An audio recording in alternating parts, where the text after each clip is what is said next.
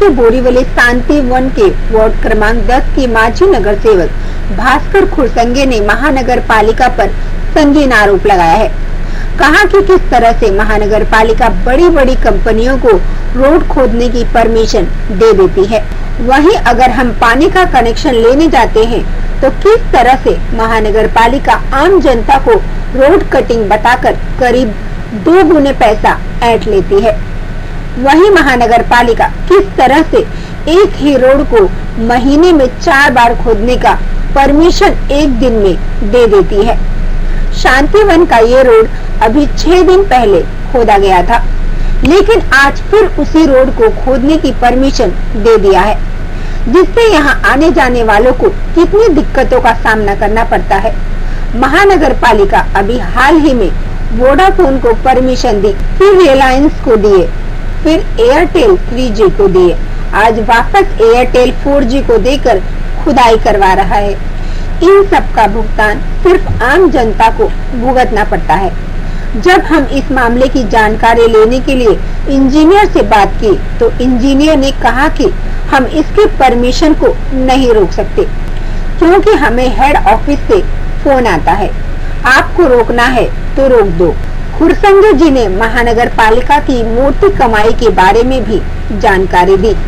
कैसे बड़ी बड़ी कंपनियों की वजह से महानगर पालिका आज रोड कटिंग के चार्ज को कम कर दिया है। पहले 8,300 था रोड कटिंग चार्ज, आज 4,000 सिर्फ आधे दाम में कंपनियों के काम हो जाते हैं। मुंबई के बोरीवली शांतिवन के वार्ड क्रमांक 10 के नगर सेवक भास्कर खुरसंगे जी का एक उत्पत्ति है कि यहाँ पे जो बीएमसी ने बार बार एक ही रोड को खोदने का जो परमिशन दे रखी है, उसके विरोध में उनका एक मानना है कि किस तरह से बीएमसी एक ही रोड को कई बार खोदने का परमिशन देती है, जिससे आम जनता को कितनी तकलीफें होती है। उसको लेकर आज भास्कर जी हमारे साथ है कि उनकी क्या राय है इस रोड को खुदाई को लेकर, और क्या बीएमसी के लिए उन्होंने क्या कुछ किया है और क्या कुछ करने वाले, वो सारी बातें हम उनसे बात करेंगे भास्कर जी से। उसका ऐसा है कि यहाँ पर एक महीने में आज 5वीं बार रास्ता खोदने का काम चालू किया।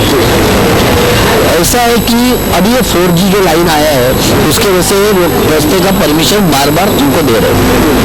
हमारा कहना ऐसा है कि सबको मर्ज करो, एक तो एक साथ परमिशन दो, या दूसरा ऐसा है कि महानगर पालिका ने अपना खुद डग बनाओ और उनको सब जितने भी आपको देना, जितने कंपनी को, तो उनको भाड़े पे दे दो। 10-15 साल पहला MTNL ने एक 10 फीट नीचे पूरे मुंबई शहर में ही नहीं पूरे देश भर में डग बनाए हुए। अगर वो उतने भी अगर भाड़े पे दे देंगे ना MTN वाले, तो आज MTN जो नुकसान में ना वो प्रॉफिट में रहेगी। जो अभी आप 10 फीट नीचे खोदो तो पता चलता है कि MTN के डग ऐसे वेस्टेज पड़े हुए, उसका कोई यूज नहीं हो रहा है। तो मेरा कहना ऐसा कि मुंबई महानगर पालिका खुद अपना ऐसा डग बनाई है और वो सारे जितने भी आपको कंपनीज को देना है भाड़े पे, तो सबको भाड़े पे दो। तो जिससे 2 फायदा होगा, एक तो मुंबई महानगर पालिका को रॉयल्टी मिलेगी जो करोड़ों रुपए में, हजारों करोड़ रुपए उसकी रॉयल्टी मिलेगी। दूसरी ऐसी है कि जो बार बार रास्ता खोदा जाता है फिर ये स्टेट होता है। आप देखो इस साल के बजट में 350 करोड़ रुपए न्यू स्टेट के लिए यूज किया हुआ है और फिर से 85 करोड़ रुपीस न्यू स्टेट के लिए अभी सैंक्शन किया है। यानी अंदाजित 500 करोड़ रुपया मुंबई महानगर पालिका न्यू स्टेट के लिए यूज कर रही है, जो कम नहीं है। एकाधी नगर पालिका का बजट है 500 करोड़ रुपया और यहाँ पर 500 करोड़ रुपए सिर्फ न्यू स्टेट के लिए यूज हो रहा है। तो उससे वो 500 करोड़ रुपया बचेगा। दूसरा, हर साल हजारों करोड़ रुपए की रॉयल्टी हमको मुंबई महानगर पालिका को मिलेगी। और तीसरी बात ऐसी है उसमें कि यहाँ पर जो मुंबई की आम जनता है जो टैक्स भरती है, जिसको सुविधा चाहिए, सुविधा के लिए आप हमसे टैक्स लेती हो, जो वो टैक्स हर हर साल बढ़ता है, वो बढ़ेगा नहीं, क्योंकि हजारों करोड़ रुपए रॉयल्टी मिलेगी। बार बार रास्ता खोदा नहीं जाएगा और उसका मेंटेन महानगर पालिका रखेगी, और जो हर चैनल के ऊपर महानगर पालिका का एक कंट्रोल भी होगा, जो लोग अपनी मनमानी नहीं कर सकेंगे। आज हमें नहीं मालूम कि कितने मीटर की परमिशन दी है, वहां पर लिखा है 350 मीटर की परमिशन दी है, गिनेंगे तो हाँ, आम जनता गिनेगी नहीं, ये लोग रास्ता खोलेंगे 700 मीटर का, तो इसमें करोड़ों रुपए का इसमें घोटाला भी है। तीसरी बात मैं आपके ध्यान में लाना चाहता हूँ कि आम जनता नल कनेक्शन के लिए या और कोई चीज के लिए रास्ता खोदने के लिए परमिशन मांगती थी, तो उनके लिए 1 मीटर का 8,300 रुपया चार्ज था, जो इन 4G कंपनियों को परमिशन देने के लिए ये नए सरकार ने उनका चार्ज 4,300 रुपया किया है, यानी 1 मीटर का 4,000 कम किया। लाखों मीटर आज मुंबई में रास्ता खोदा जा रहा है, जिससे और 1 मीटर के लिए अगर 4,000 रुपये इनको डिस्काउंट दिया, तो आप सोचो लाखों मीटर के लिए कितना करोड़ रुपए का डिस्काउंट इन कंपनी के फायदे के लिए ये महानगर पालिका ने दिया है। सोचो 5 कंपनी को लाखों मीटर डालने के लिए इन्होंने परमिशन दी है, 1 मीटर के लिए 4,000 रुपये इन्होंने कम किया है। इसका मतलब आप सोचो कि हर कंपनी को कितने करोड़ का मुनाफा हुआ, और ये क्यों दिया गया, ये मेरा पहला सवाल है। दूसरी बात, 500 करोड़ रुपया लीज शेड के लिए आम जनता का लीज हुआ, वो 500 रुपये वो भर के कौन देगा, वो दूसरी बात है। मुंबई के 1.25 करोड़ लोगों को जो आज तकलीफ हो रही है हर रास्ता खोदने की वजह से, तो उनका जो तकलीफ हो रहा है उसका हर्जाना कौन देगा। कितने जगह पे आप बम्बई में देखो, पेपर न्यूज खोल के देखो, पेपर न्यूज, कितने जगह पे आम आदमी गिरा हुआ है, बूढ़े सीनियर सिटीजन गिरे हुए, बच्चे गिरे हुए, 2-4 की तो मौत हो चुकी है, तो उनका जिम्मेदार कौन और उनका जिम्मेदार किसको पकड़ा और उनको क्या सजा दी, उसका भी कुछ जवाब नहीं है। तो ये सारे सवाल है जो मुंबई के जनता को हाल देने के लिए जो किए जा रहे, और एक कंपनियों को करोड़ों रुपए का मुनाफा देने के लिए ये सब रची जा हुई है साजिश है। और ये इसमें करोड़ों रुपए का मुनाफा कहाँ गया, किसके लिए किया गया और किस किस को इसमें फायदा हुआ, ये सबकी तहकीकात होनी चाहिए, ये मेरा सवाल है। परमिशन की आपने बीएमसी ऑफिसर किसी से बात की तो उन्होंने क्या जवाब दिया इस रोड को? मैं उनको सुबह ही फोन किया, एग्जीक्यूटिव इंजीनियर को फोन करके पूछा कि उनके फील्ड से क्यों परमिशन दी गई, तो उन्होंने कहा कि हम इनकी परमिशन रोक नहीं सकते, कमिश्नर ऑफिस से हमको फोन आता है 2 दिन के ऊपर ज्यादा, अगर हमने इनकी परमिशन रोकी तो कमिश्नर ऑफिस से फोन आता है, हम इनकी परमिशन रोक नहीं सकते। यानी कितना प्रेशर है, अगर इनको परमिशन रोकी जाए तो कमिश्नर ऑफिस से फॉलो किया जाता है, लेकिन आम जनता अगर कुछ इनको बोलते हैं कि यहाँ पर यह काम होना चाहिए, यहाँ पर यह नहीं सुविधा नहीं है, तो कोई भी कमिश्नर ऑफिस उसका ख्याल भी नहीं करेगा आम जनता का। लेकिन ये बड़े बड़े कंपनियों के मालिकों ने हजारों करोड़ का उन्होंने इनको फायदा करने के बदले में इनको बहुत सारा, मैं तो सीधा बोलता हूँ कि इनको रिश्वत ली चुकी है सब लोगों ने, और इसके लिए ये सारी कंपनियों को आप इनको परमिशन दे रहे हो।